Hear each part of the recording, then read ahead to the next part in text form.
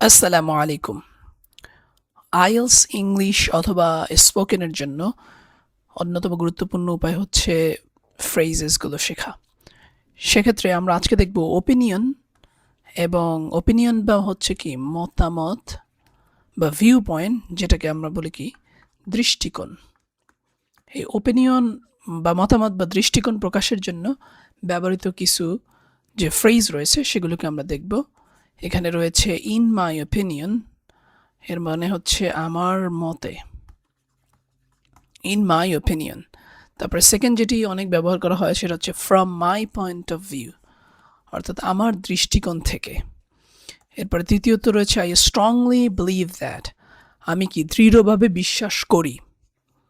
এরপর রয়েছে 4 নম্বরে ইট সিমস টু মি, অর্থাৎ আমার কাছে মনে হয়, আমার কাছে মনে হয়। ওকে, সো আমরা যেটা করব, আমরা হচ্ছে প্রত্যেকটার সাথে উদাহরণ দিয়ে আমরা বোঝার চেষ্টা করব। সেক্ষেত্রে আমাদের এটা যখনই আমরা কোনো কিছু প্র্যাকটিস করি, ফ্রেজ হোক বা ভোকাবুলারি হোক, আমরা চেষ্টা করব শুধুমাত্র ওই পার্টিকুলার অতটুকু অংশ না শিখে পুরো একটা সেন্টেন্সের সাথে একসাথে শিখতে, তাহলে এটা আরও বেশি ইফেক্টিভ হবে। সো প্রথম উদাহরণটি লক্ষ্য করি। In my opinion, education is more flexible than traditional education.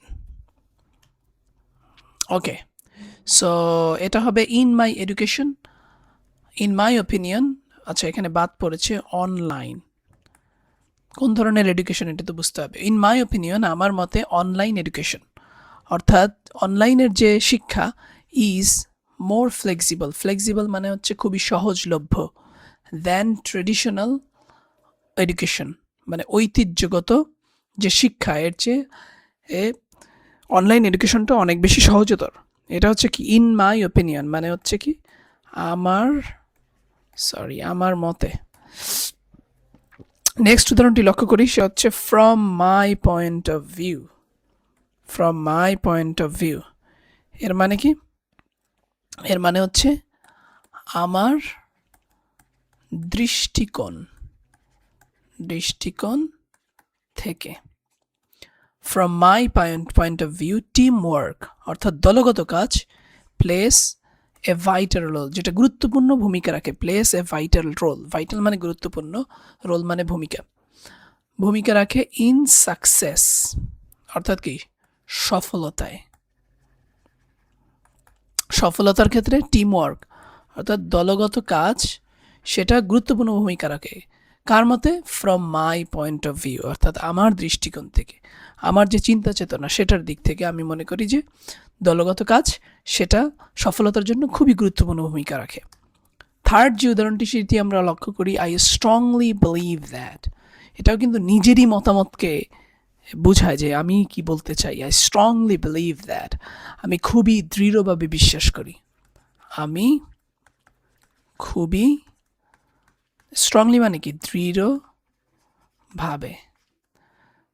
R believe মানে বিশ্বাস করি, যে দ্যাট মানে যে, আমি খুবই দৃঢ়ভাবে বিশ্বাস করি যে, কি বিশ্বাস করি?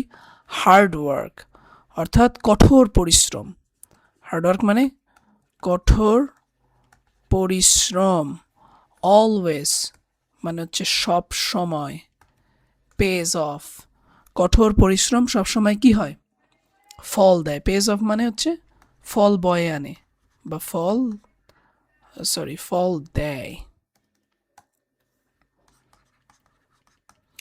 So I strongly believe that hard work always page of, অর্থাৎ আমি খুবই দৃঢ়ভাবে বিশ্বাস করি হার্ড ওয়ার্ক কঠোর পরিশ্রম অলওয়েজ সবসময় পেজ অফ, ফল দেয়। সেটাও কিন্তু আই স্ট্রংলি বিলিভ দ্যাট, অর্থাৎ আমার মতে, অর্থাৎ আমি কি বিশ্বাস করি। প্রথমেই বলে নিয়েছিলাম এই সবগুলো হচ্ছে ওপিনিয়ন বা ভিউজ প্রকাশের ক্ষেত্রে ব্যবহার করা হয়। নেক্সট যে উদাহরণ সেটি হচ্ছে ইট সিমস টু মি, অর্থাৎ আমার কাছে মনে হয়। আমার কাছে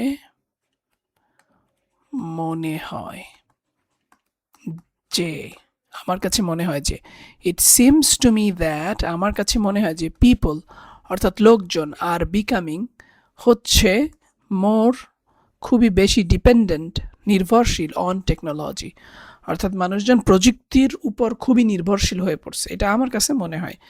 it seems to me that people's R becoming more dependent on technology, অর্থাৎ আমার কাছে মনে হয় যে মানুষজন খুবই ডিপেন্ডেন্ট হয়ে পড়ছে টেকনোলজির উপরে। সুতরাং আমরা বলেছিলাম যে কয়টি জিনিস মূলত এখানে রয়েছে, সেটি হচ্ছে প্রথমটি বলেছিলাম কি, ইন মাই ওপিনিয়ন, আমার মতে। সেকেন্ড হচ্ছে from my point of view.